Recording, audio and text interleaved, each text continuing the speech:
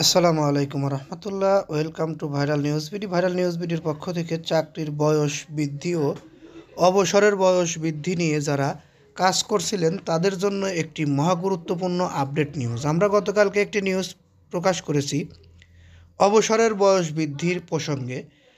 চাকরির বয়স বৃদ্ধি নিয়ে অনেক আন্দোলন হয়েছে। সরকারের সিদ্ধান্তে আমরা ৩৫-এর জায়গায় ৩২ পেয়েছি, সন্তুষ্টজনক আলহামদুলিল্লাহ। তবে অবসরের বয়স বৃদ্ধি নিয়ে এখন পর্যন্ত কোনো ডিসিশনে আসেনি সরকার। সেই বিষয় নিয়ে অনেক মহলে গুঞ্জন শুনছি, অনেকে অনেক পরামর্শ দিচ্ছে, আবার অনেকে অনেক দাবি জানাচ্ছে।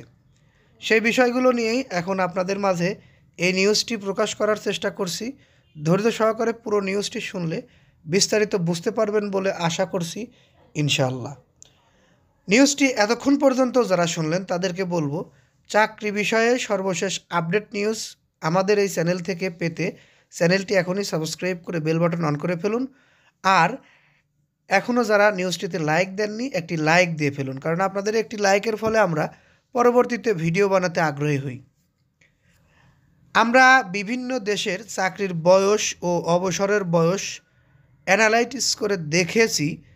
বাংলাদেশের গড় আয়ু ক্ষেত্রে তাদের সর্বনিম্ন অবসরের বয়স হওয়া উচিত ছিল ৬৫ বছর, কিন্তু সেটি না হয়ে করে চাকরির বয়স ২ বার বৃদ্ধি করা হয়েছে, কিন্তু অবসরের বয়স এখন পর্যন্ত একবারও বৃদ্ধি করা হয়নি। আমরা দেখেছি একবার অবসরের বয়স এবং চাকরির বয়স দুটোই বৃদ্ধি করা হয়েছে। তারপরে চাকরির বয়স ২৭ থেকে ৩০ করা হয়েছে, অবসরের বয়স বৃদ্ধি করা হয়নি। এবার চাকরির বয়স সকল ক্ষেত্রে ৩০ থেকে ৩২ করা হলো, কিন্তু অবসরের বয়স এখনও বৃদ্ধি করা হয়নি।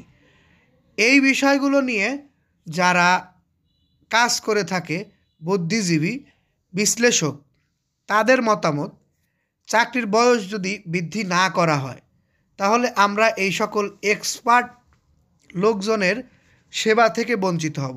এতে দেশের ক্ষতি ছাড়া লাভ হবে না। কারণ একজন যদি চাকরি করে ২০ বছর, তার যে এক্সপার্টনেস, সেই এক্সপার্টনেসের সঙ্গে আজকে দুই বছর ৩ বছরের একজন চাকরিজীবীর এক্সপার্টনেস কিন্তু এক হয় না।